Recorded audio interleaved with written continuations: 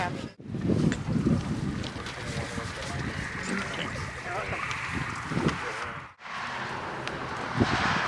9/10 of an inch of rain.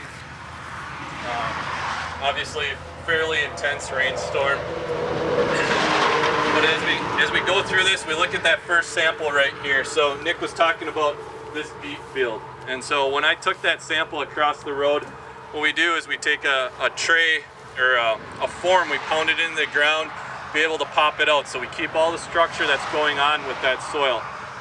When you put the shovel in the ground over there, it's pretty mellow. Like, you can get the shovel in, fairly easy. But like he said, that field was probably tilled multiple times.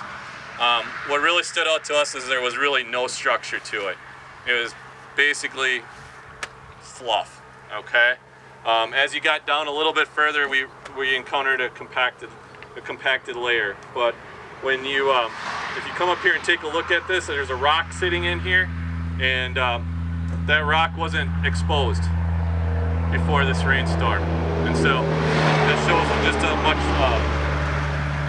sediment was being lost or moving around on this sample here. So obviously, keeping it covered, we're lacking very little runoff occurring on these samples. And so I guess what I wanted to point out was when you look at the back buckets, the infiltration. Okay, number one, you can kind of see the difference between the long-term no-till and the short-term no-till, and the amount of infiltration is increased in the longer-term no-till. You get 20 years, I think Nick said, on that field of not being disturbed. You got a lot of pores, macropores that are being formed in there. You got a lot of good aggregation from the soils. As we move across here, the other thing that really stands out to me is this one right here. That's a fence line. Nick, you probably don't know when that fence line was disturbed. Your dad probably doesn't know when that was disturbed.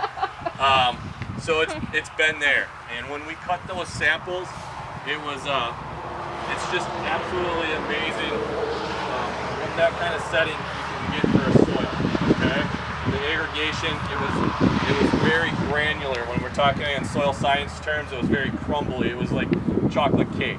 Okay, so lots of structure.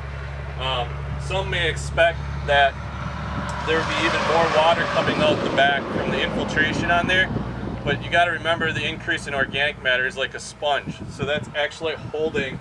There's a lot of water being held in this sample. Okay, so when we talk about disturbance, we got maximum disturbance on one end, and as we move across, the disturbance has obviously been lessened. Make clear here too is sometimes I get the question, why is the water in the back so muddy? And we're in an agricultural crowd right now, but the one thing you got to remember is these samples are only about 3 inches thick, so there's a lot of filtration that's going on if you're thinking that that's the water that's reaching to your well.